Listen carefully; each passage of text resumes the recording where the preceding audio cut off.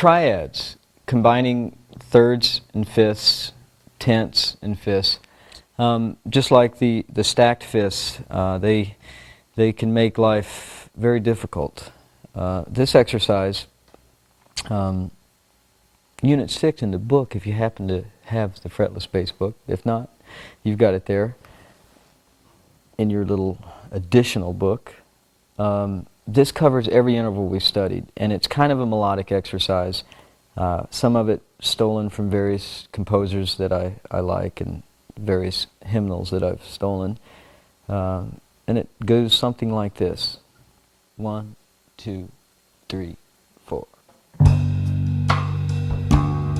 Let the notes ring together.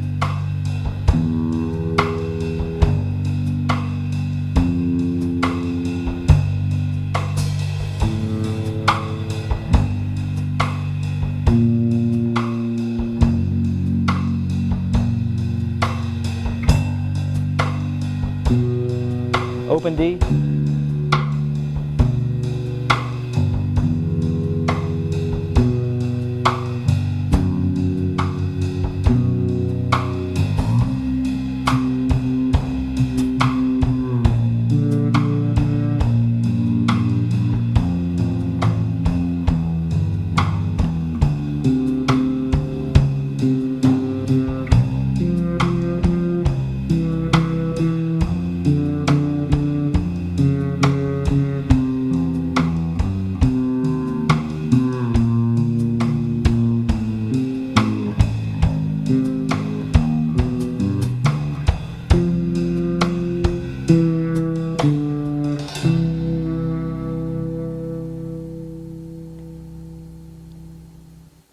Every interval that we've talked about is covered in that one piece. If you can master that short little exercise, your intonation has come a long way.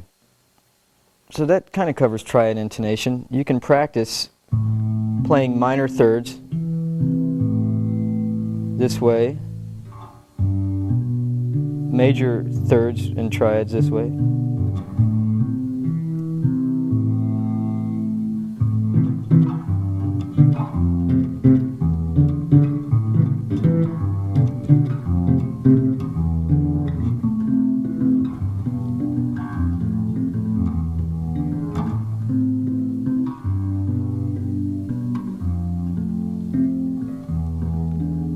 Really listening. And the artificial harmonics I threw in, well, you can figure it out.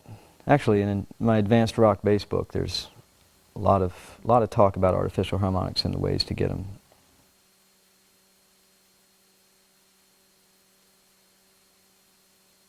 Here are some scales, kind of the same concept, but on one string. Kind of like what we talked about with the droning, but now we're concerned more with just shifting accuracy, not necessarily slides, but the pitch is altogether important.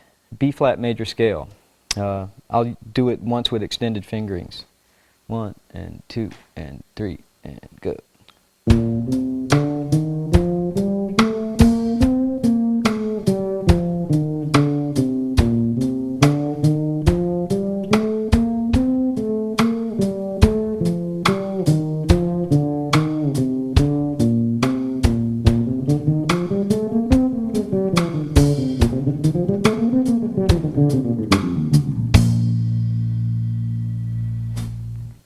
Just a B flat major scale, learning it over your whole instrument.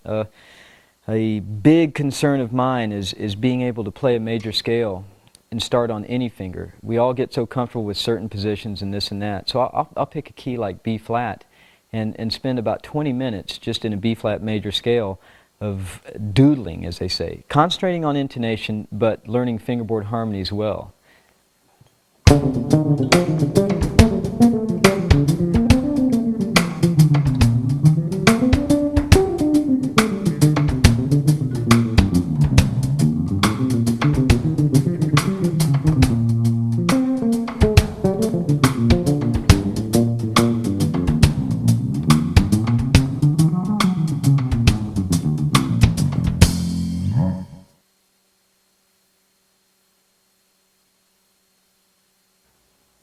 At clinics, concerts, and lessons around the world, People always ask about my right hand technique. I realize you bought a fretless bass video, and this has nothing to do with fretless bass, but it has something to do with music, so let's talk about it anyway. I use a 3-finger alternating technique.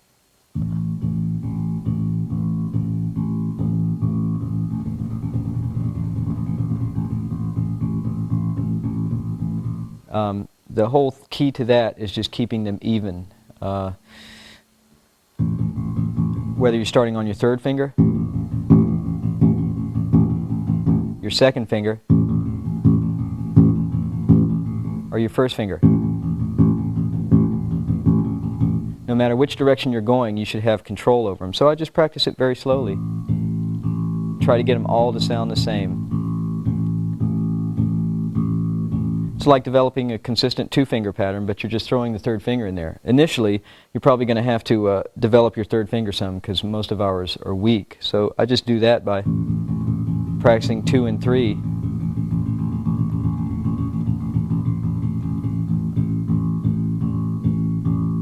And just getting them to sound even with the same amount of attack and the same amount of intensity.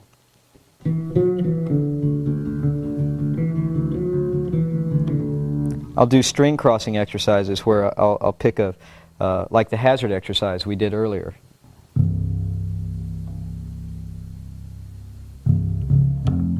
And try to keep the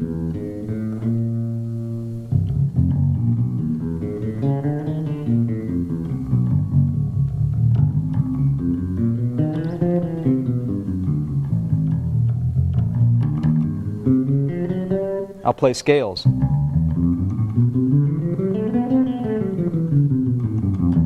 The whole time trying very hard to keep my right hand consistent, which I found that through developing the 3-finger thing, I'm able to play certain things, that makes certain things a lot easier, makes other things a little more difficult when it comes to string crossing. But as far as playing triplets, I'll usually start 3, 2, 1 and keep that pattern going, as opposed to going, which is a great thing to do, doing it 1, 2, 3, 2, and then you're accenting every beat with a different finger.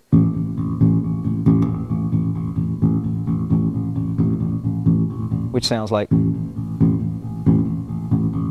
But using various combinations of this technique, I found that I'm able to play things faster and considerably cleaner than when I use 2, although, you know, I'm probably the exception to the rule, because all the great guys I admire mainly play with 2, and some of them even play with a pick, but not on a fretless, I hope.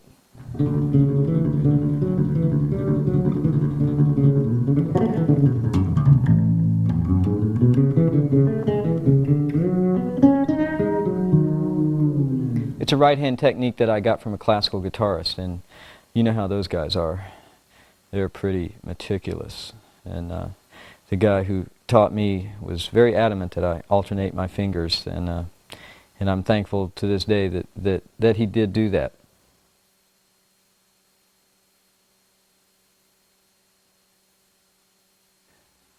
Here's a little etude that I wrote.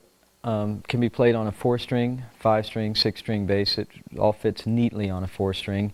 It combines, once again, a lot of intervals. There's a lot of suspended chords, which is the same interval we studied as a 4th, but up an octave.